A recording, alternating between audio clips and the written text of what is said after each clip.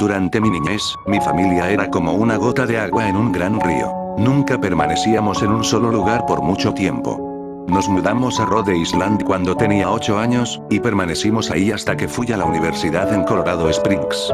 La mayoría de mis memorias son de cuando vivía en Rhode Island, pero hay fragmentos en mi mente de los muchos hogares en los que habité, cuando era mucho más joven. La mayoría de estas memorias son poco claras y sin sentido, como el perseguir a otro niño en el patio de una casa en Carolina del Norte, intentar construir una balsa detrás de un departamento en el que viví en Pensilvania, y cosas como esas. Pero hay un puñado de memorias que permanecen tan claras como el vidrio, como si hubiesen ocurrido ayer. Vivíamos en una casa en las afueras de la bulliciosa ciudad de New Vineyard, Maine. Era una casa grande, en especial para una familia de 3. Había una serie de cuartos que estaban totalmente desocupados, a los cuales no entré durante el tiempo en el que viví en esa casa. Supongo que era un desperdicio de espacio, pero era lo único que pudo rentar mi papá, que le quedar cerca de su trabajo. Recuerdo que, en el día después de mi cumpleaños, tuve una fiebre tremenda. El doctor dijo que tenía mononucleosis, lo que, para mí, significaba más fiebre y no poder salir a jugar por al menos 3 semanas. Era un momento terrible para estar atado a la cama. Estábamos empacando para mudarnos a Pensilvania, y la mayoría de mis cosas ya estaban dentro de cajas, dejando mi cuarto casi vacío. Mi mamá me traía agua mineral y libros varias veces al día, los cuales servían como único entretenimiento durante estas semanas. No recuerdo exactamente cómo conocí al señor Bocón. Creo que fue una semana después de que diagnosticaron la mono. Mi primera memoria de la pequeña criatura fue de cuando le pregunté su nombre. Me dijo que lo llamara señor Bocón, porque tenía una boca enorme. De hecho, ahora que lo pienso, todo en su cara era enorme en comparación a su cuerpo, su cabeza, sus ojos, sus arrugadas orejas. Pero su boca, sin duda, era lo más grande. ¿Te pareces a un Furby?, le dije mientras miraba uno de mis libros. El señor Bocón se detuvo y me miró extrañado. ¿Furby? ¿Qué es un Furby?, me preguntó. Tú sabes, el juguete peludo con orejas enormes, lo puedes acariciar y alimentar, casi como una mascota real. Oh. Tú no necesitas uno de esos. No es lo mismo que tener un amigo real.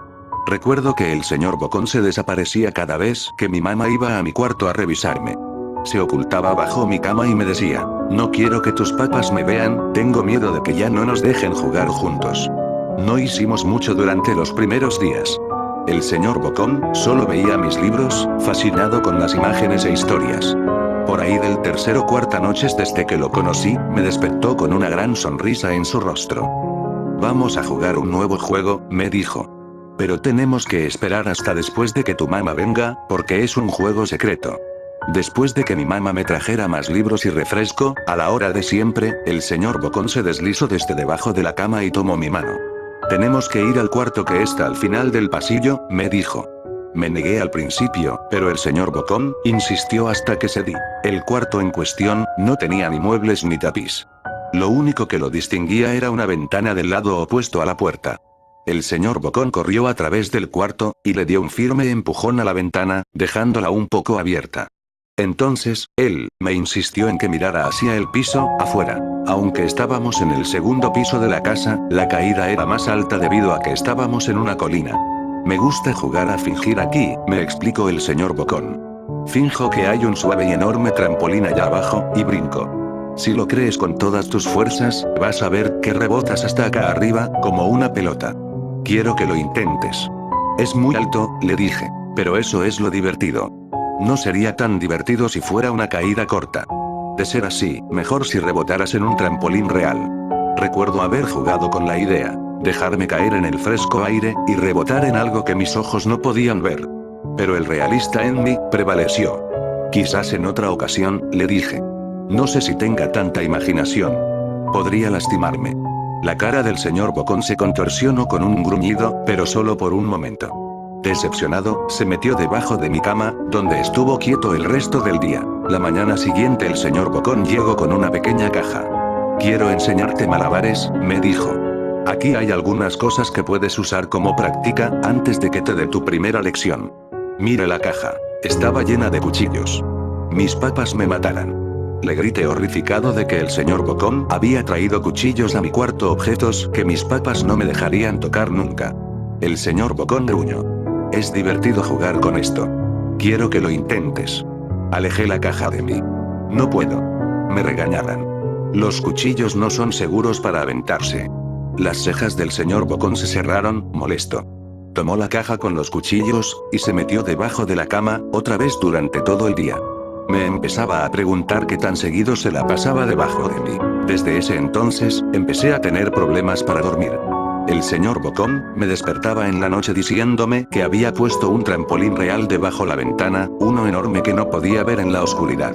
Siempre. Me negué y trataba de volver a dormir, pero el señor Bocón persistía. Algunas veces, se quedaba a mi lado hasta el amanecer, animándome a saltar. Ya no era tan divertido jugar con él. Una mañana, mi mamá fue hacia mi cuarto, y me dijo que tenía permiso de ir a caminar afuera. Pensaba que el aire fresco sería bueno para mí, especialmente después de estar confinado a mi cuarto por tanto tiempo. Con emoción, corrí hacia el patio, esperando poder sentir el sol en mi cara. El señor Bocón me estaba esperando. «Hay algo que quiero que veas», me dijo. Debí darle una mirada fea, porque entonces me dijo: «¿Es seguro? No pasa nada, te lo prometo». Lo seguí hasta un viejo camino que corría a través de los bosques detrás de mi casa. «Este es un camino importante», me explicó. «Tengo muchísimos amiguitos de tu edad. Cuando estuvieron listos, lo llevé por este camino. A un lugar especial. Todavía no estás listo, pero algún día, espero, lo estarás». Regresé a mi casa preguntándome qué tipo de lugar existía más allá de aquel camino. Aproximadamente 2 semanas después de conocer al señor Bocón, empacaron la última carga de cajas en el camión de mudanzas. Me fui adelante con mi papá, en un largo recorrido hacia Pensilvania. Había considerado en decirle al señor Bocón que me iba, pero aún teniendo 5 años, sospechaba mucho de las intenciones de la criatura, a pesar de lo que me decía. Fue por esta razón que decidí no mencionar nada de mi mudanza. Eran las 4 a.m. cuando mi papá y yo estábamos en el camión. Mi papá esperaba llegar a Pensilvania para la hora de la comida al día siguiente, con ayuda de una larga dotación de café y bebidas energéticas. Recuerdo que se parecía más a un tipo que estaba a punto de correr una maratón, que un tipo que se la pasaría sentado por un par de días. Muy temprano para ti, ¿verdad? Afirmé con la cabeza, mientras la ponía en la ventana, esperando dormir un poco antes de que saliera el sol. Sentí la mano de mi papá en mi hombro. Esta será la última mudanza, lo prometo. Sé que es difícil para ti, especialmente estando con esa enfermedad. Una vez que obtenga mi promoción, podremos quedarnos en un solo lugar, y hacer amigos. Cuando el camión comenzó a moverse, vi la silueta del señor Bocón en la ventana de mi cuarto. Parado, inmóvil, se despidió lastimosamente con su mano. No me despedí. Años después, regresé a New Yard. El terreno donde se encontraba mi casa estaba vacío, a excepción de los cimientos. Resulta que la casa se quemó algunos años después de que yo y mi familia nos fuimos.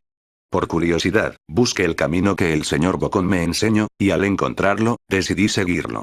Una parte de mí esperaba que el señor Bocón saltara sobre mí de repente, y me espantara dándome un infarto, pero tenía la sensación de que el señor Bocón ya no se encontraba en ese lugar, como si de alguna manera él estuviese atado a la casa que ya no existe. El camino llevaba a uno de los cementerios de New Yard. Al ver muchas de las tumbas, pude darme cuenta que la mayoría pertenecía a niños no mayores de 9 años.